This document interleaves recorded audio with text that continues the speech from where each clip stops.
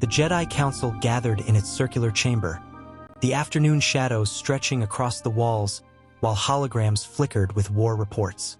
Anakin Skywalker stood in the center, his rigid posture revealing the tension he'd carried in his shoulders since learning of Grievous' location on Utapau. Mace Windu observed the young knight with penetrating eyes, while Yoda rested in his chair, fingers interlaced over his lap. Plo Koon leaned slightly forward, his alien features impossible to decipher, and Ki-Adi-Mundi maintained a contemplative expression. Obi-Wan Kenobi stood beside his former Padawan, one hand resting on his chin while considering the mission's implications. The room was charged with expectation, each master conscious of the weight of this decision as Anakin awaited the response that could change the course of the war. Anakin stepped forward, his firm voice echoing through the chamber with unwavering determination. "Masters, I request permission to lead the mission to Utapau. Grievous is vulnerable, and this may be our best chance to end him once and for all." His blue eyes gleamed with the need to prove his worth that Obi-Wan recognized all too well. Yoda closed his eyes briefly before responding with his ancient voice. "Agree with this mission, I do. Necessary it is that Grievous be stopped, yes." Windu nodded slowly, adding with approval, "Go to Utapau, Skywalker. Finish what you started and return victorious." Obi-Wan placed a hand on Anakin's shoulder, a gesture of support that spoke of years of companionship, while Plo Koon and Ki-Adi-Mundi inclined their heads in silent approval. After Anakin left the chamber, Obi-Wan turned to his fellow masters with evident concern in his expression. "You know this will keep him away from the Chancellor for some time," he commented carefully, observing the others' reactions. Windu agreed with a nod, his fingers drumming lightly on his chair's arm. "Exactly what we need. Palpatine exerts an influence over Anakin that has worried me for a long time. Distance will do them both good." Yoda shook his head slowly, his eyes half closed. "Careful we must be. Strong is the bond between them, yes. But break this connection we must try." Plo Koon leaned back, his voice emerging through the mask. "Young Skywalker possesses great potential, but also great vulnerability." Ki-Adi-Mundi interlaced his fingers, agreeing that Palpatine had become too constant a presence in Anakin's life. On Utapau, Anakin faced Grievous in a duel that echoed through the deep levels of the sinkhole planet, their blades cutting the air with deadly precision. Grievous spun his stolen sabers in chaotic patterns, but Anakin maintained his composure, each movement guided by the Force. With a final strike, his blue blade penetrated the cyborg general's metal chest, ending the threat that had haunted the galaxy. But triumph turned to dread when Palpatine's distorted voice echoed through the clone channels. "Execute Order 66. At the Jedi Temple on Coruscant, clone troops turned against their generals with brutal efficiency.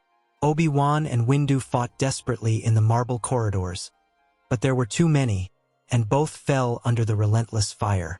On Kashyyyk, Yoda felt the disturbance in the Force as thousands of Jedi were exterminated, managing to escape with the Wookiees' help before the clones reached him. Anakin piloted back to Coruscant with reckless speed, finding Bail Organa in a hideout in the lower levels where he sheltered wounded Padawans. Windu and Obi-Wan fell defending the temple, Bail informed, the news hitting Anakin like a physical blow. Yoda arrived minutes later, tired but alive, his eyes fixing on Anakin. "Face Palpatine, I must. Hidden in the Senate ducts, he is." Anakin felt fire in his veins, wanting to go personally after the traitor. "Let me go, Master. He would let me approach. I can finish this."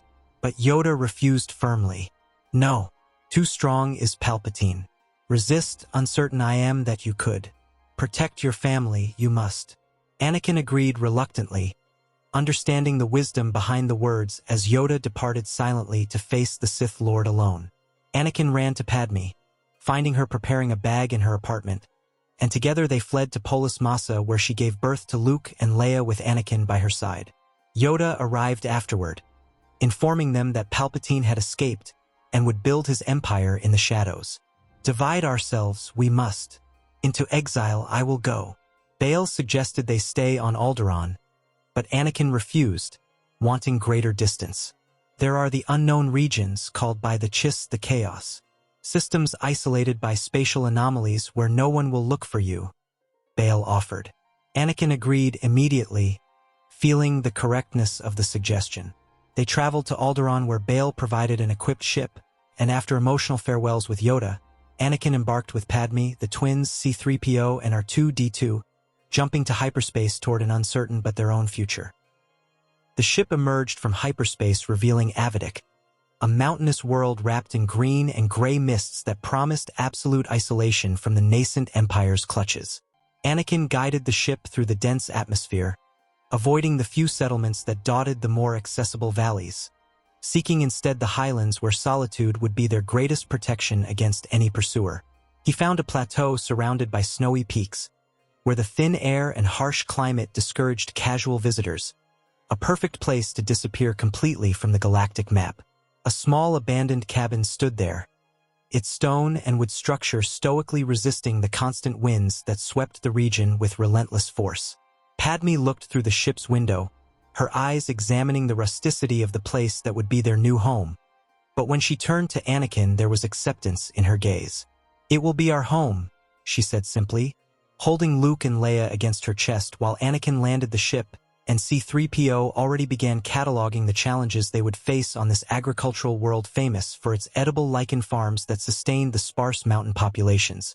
The first months were challenging in ways Anakin had never imagined, testing skills that had nothing to do with piloting fighters or wielding lightsabers. Anakin worked tirelessly to make the cabin habitable, repairing roofs that let in freezing rain, sealing cracks through which the howling wind penetrated like invisible blades. The lichen farm required knowledge he didn't possess, agricultural techniques learned through trial and error while observing distant neighbors through binoculars, memorizing their movements and methods. Padme revealed surprising strength, adapting to simple life while caring for the rapidly growing twins, their cries echoing through the cabin on cold nights when the temperature plummeted.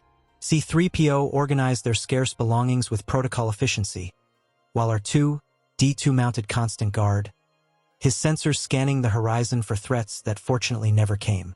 The golden droid proved surprisingly useful with the babies, his programming adapting to include lullabies in multiple languages that calmed Luke and Leia when nothing else worked. Slowly, very slowly, this broken family began to heal, finding joy in each day's small victories as Luke and Leia took their first stumbling steps and spoke their first words under Avidica's open sky, completely oblivious to the Empire expanding in the stars above. Over the years, Anakin transformed the cabin into something more than a hideout, expanding structures and building sheds for equipment he manufactured himself. His mechanical ability, honed since childhood on Tatooine where he'd built C-3PO from scrap, found new purpose creating droids from parts he collected on occasional expeditions to junk deposits in the plains. With C-3PO's help translating technical specifications in obscure dialects and R2-D2 providing schematics from his vast memory, Anakin developed ingenious machines that aided the lichen farm in ways local inhabitants never imagined possible. Completely isolated from the galactic chaos unfolding under Palpatine's iron fist, Anakin found something that had eluded him throughout his life as a Jedi in the Temple: time and balance to truly connect with the Force at levels that transcended any formal teaching. Every morning, before dawn painted the sky in rosy tones, he meditated on the highest mountain peaks, feeling the living energy flow through him with crystalline clarity he'd never experienced amid Coruscant's distractions and politics. Without the Council's pressures weighing on his shoulders, without Palpatine's subtle manipulations poisoning his mind, without the constant temptations of the dark side whispering promises of power in his ear, Anakin dove deeply into the Force's mysteries with absolute devotion. He studied ancient techniques Obi-Wan had vaguely mentioned but never fully taught, experimented with abilities Orthodox Jedi considered forbidden but which he now understood were simply misunderstood by limited minds. In 5 years of unwavering dedication and daily practice, Anakin reached the maximum of his legendary potential that the prophecies had predicted, truly becoming the most powerful Jedi in recorded history. When Luke turned 5, demonstrating Force sensitivity that made objects levitate when excited, Anakin began his training with meticulous care and paternal love that Obi-Wan himself would have proudly approved. They started with simple meditation under the stars, teaching the boy to feel the force flowing through all living things like an invisible river of energy, then progressed to physical exercises that built bodily discipline and mental control necessary for a Jedi. Anakin was patient in ways that deeply surprised Padme, never pushing his son beyond his limits, always encouraging with gentle words, allowing Luke to discover his own path while providing wise guidance based on his own experiences. Leia observed the training with intense interest gleaming in her eyes, and although Anakin clearly perceived she was also extremely strong in the Force, perhaps even more than Luke, he respected her apparent desire to focus on other studies that Padme conducted on history, diplomacy, and languages. Luke grew strong and capable under the dedicated tutelage, his reflexes sharpened by years of rigorous training, his connection with the Force flourishing exponentially under the guidance of a father who was simultaneously the galaxy's most powerful warrior and the most dedicated teacher any Padawan could desire. Anakin also taught Luke to pilot the ship they kept hidden in a nearby cave, spending countless hours practicing complex maneuvers that had saved his own life during the war, sharing knowledge that few living pilots possessed. At 17, blonde-hair disheveled by the mountain winds, Luke was at the end of his Jedi training, as powerful and skilled as Anakin had been at his own age during the Clone Wars, perhaps even more balanced because he'd learned without the deep emotional scars that painfully marked his father's path. Young Skywalker was a genuine prodigy who combined Anakin's extraordinary raw talent with the mental serenity that came from a happy and stable childhood, free from slavery or manipulation. It was on a seemingly ordinary day, when the sun filtered through the low clouds, that everything changed irreversibly for the isolated family. Anakin was returning from a scrap-collecting expedition in the abandoned deposits of the plains. His speeder loaded with useful parts, he would transform into new auxiliary droids. His loaded speeder climbed the winding mountain trail when he saw thick black smoke rising from the exact direction of his cabin, a sign so alarming that his heart froze instantly in his chest. He accelerated recklessly, jumping over sharp rocks and deep ravines, the Force screaming urgent warnings in his mind as he approached at dangerous speed. When he finally arrived skidding, he found a body wearing dark green Mandalorian armor fallen on the dusty ground, a smoking and cauterized hole piercing the chest where a lightsaber had clearly penetrated with lethal precision. Anakin burst through the cabin door with his saber already ignited, his heart pounding, and froze completely before the surreal scene unfolding. Luke stood in the center of the main room, his bright blue saber ignited and steady in his young but trained hands, his face marked by cold and focused determination that was simultaneously a source of paternal pride and deep terror for a father to witness. Another Mandalorian mercenary was kneeling before the young Jedi, helmet removed and placed on the ground, revealing a human face marked by scars from ancient battles, hands raised in clear surrender while drops of sweat ran down his forehead. In the opposite corner of the room, Padme held Leia protectively against her body, both visibly shaken but miraculously unharmed, Padme's eyes meeting Anakin's with overwhelming relief that overflowed in silent tears while C-3PO nervously chattered about domestic security protocols and R2-D2 emitted worried and shrill beeps, his small cylindrical body still positioned defensively between the women and the Mandalorian threat like an unlikely but brave guardian. Anakin observed the frozen scene before him, his son wielding a lightsaber over a surrendered enemy, and felt something dark awaken in the depths of his soul. Luke turned to his father, his voice firm but charged with youthful urgency. "Father, they must have been sent by Palpatine. We have to make him talk, find out how they found us." The son's words echoed in Anakin's mind, awakening memories of Coruscant, of the temple in flames, of Obi-Wan falling under clone fire, and it was as if an ancient monster was emerging from within him, claws of rage and vengeance scratching to break free. He extended his hand, his fingers trembling slightly as the darkness whispered tempting promises of justice and retribution. "Put away your saber, Luke," Anakin said, his voice coming out lower and more controlled than expected, each word heavy with absolute authority. The young Jedi hesitated for just a second before obeying, the blade retracting with a hiss as Anakin advanced, his steps echoing in the tense silence of the damaged cabin.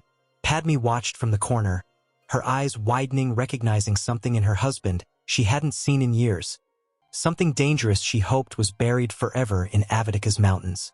Anakin extended his right hand and the Mandalorian helmet flew from the mercenary's head with brutal force, completely revealing the scar-marked face that told stories of countless battles. The man was older than he initially appeared, perhaps 40 standard years, with cold gray eyes that showed no fear even before a legendary Jedi. In a desperate movement born of survival instinct, the Mandalorian spun his body and fired his hidden blaster pistol directly at Anakin's chest at point-blank range, the red lightning cutting the air with lethal intent.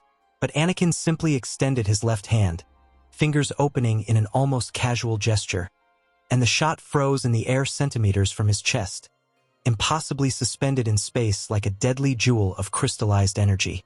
Luke gasped lightly, never having seen such a demonstration of raw power.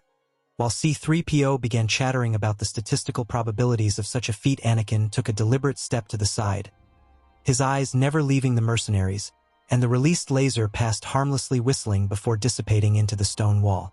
"A mistake," Anakin murmured, and with an upward movement of his right hand, he lifted the mercenary from the ground by the neck using only the force, the man's feet kicking the air uselessly while invisible hands compressed his trachea. The mercenary floated half a meter from the ground, his face beginning to redden as he struggled for air that wasn't reaching his lungs. Anakin kept him suspended there, his blue eyes burning with intensity that made the surrounding air seem to vibrate with contained energy. "How did you find us?" His voice was pure ice, each syllable cutting like a vibroblade. "Who sent you?" The Mandalorian tried to laugh, a strangled and defiant sound that came out as a gurgle. His lips moved, forming words that Anakin read easily even without sound. "The Empire always finds." Luke stepped forward, his hand extended in a gesture of restraint. "Father, perhaps we can interrogate him properly. There are ways that—" But something in Anakin's expression made him stop, a flash of darkness so deep that the young Jedi felt cold run down his spine. Anakin tilted his head slightly, studying the mercenary like a predator studies doomed prey. Then his fingers closed in a decisive fist. The sound was horrible, a dry and final crack that echoed through the cabin as the Mandalorian's neck broke like a dry twig.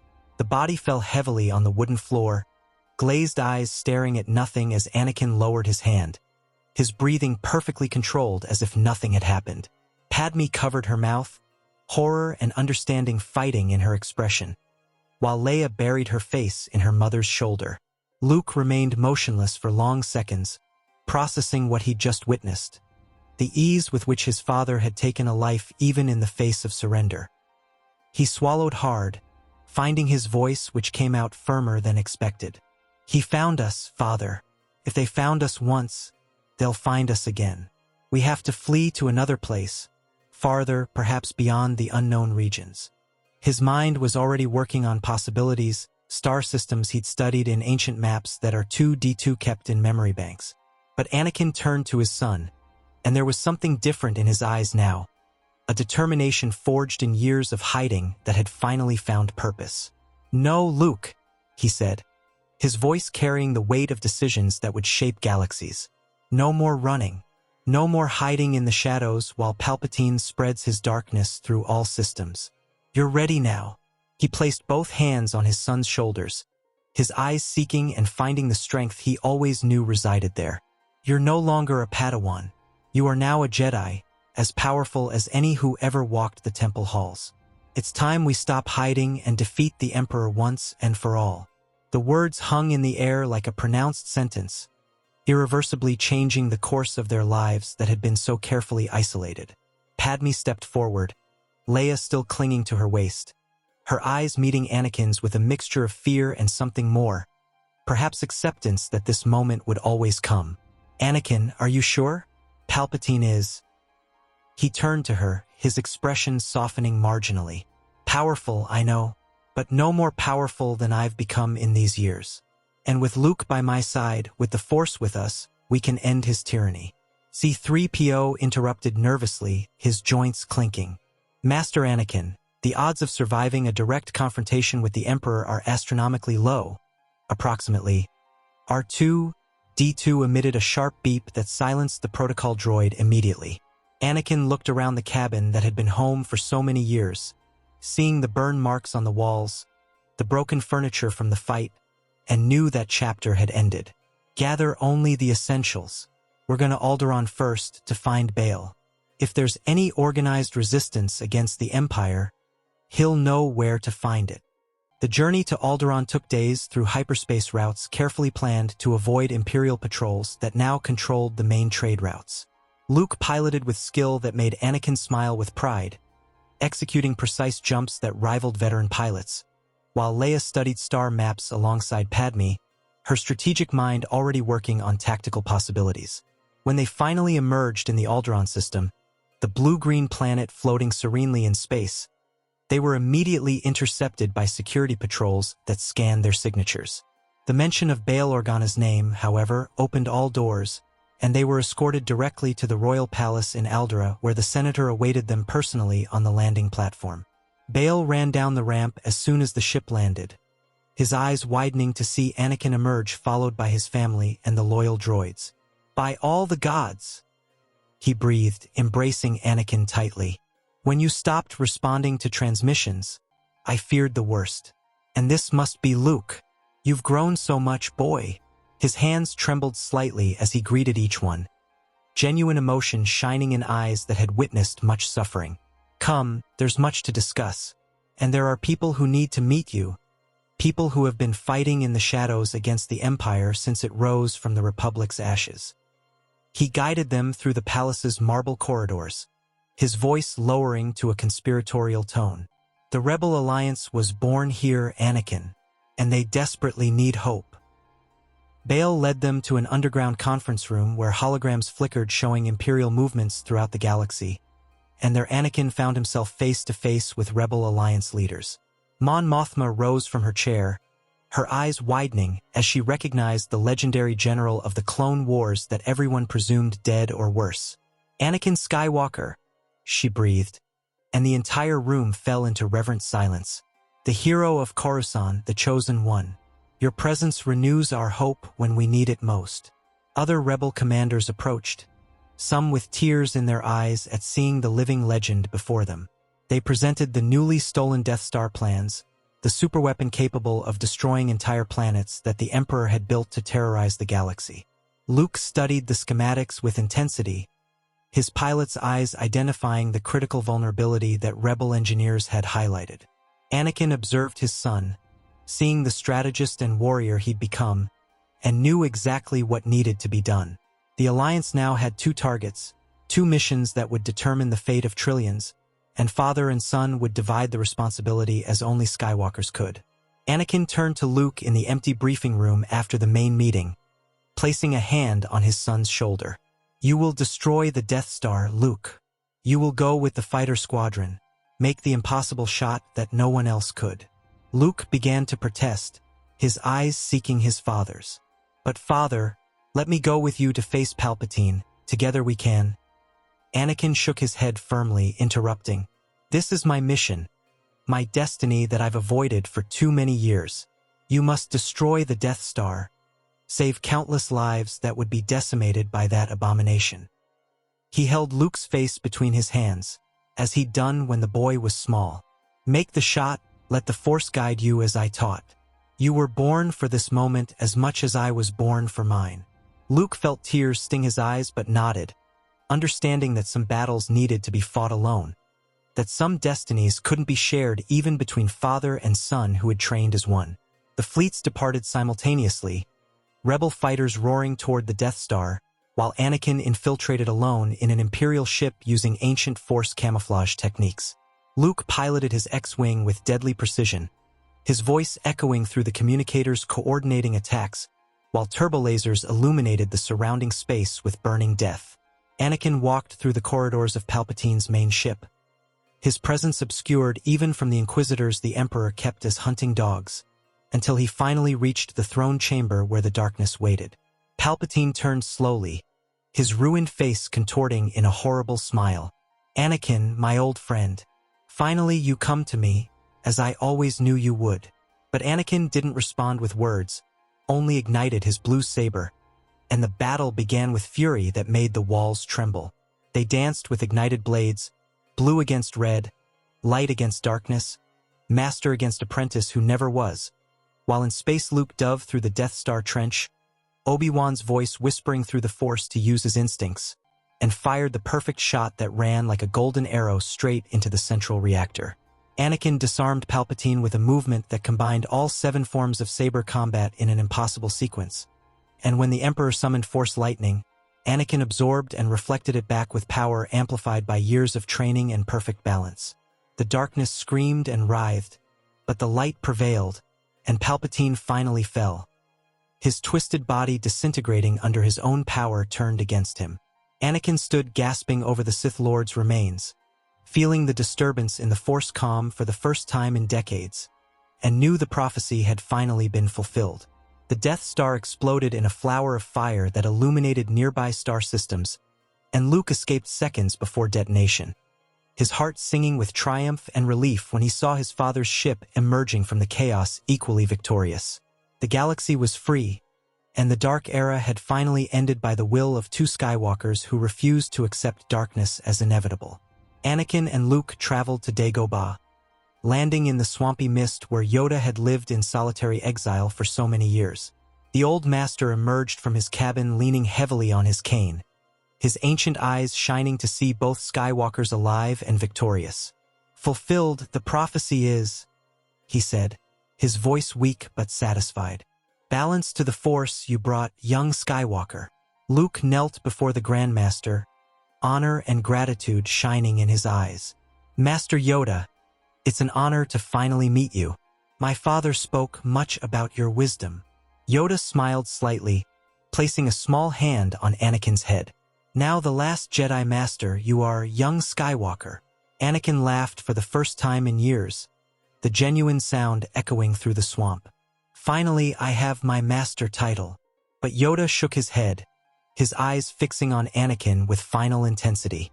"No, Skywalker. Grandmaster you will be now. Rebuild the Order, train the next generation, correct the mistakes we made."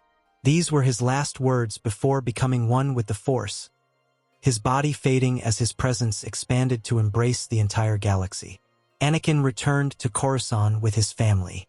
With Luke by his side and resources from the New Republic that Padme helped establish, they rebuilt the Jedi Order in ways that honored the past while correcting its mistakes.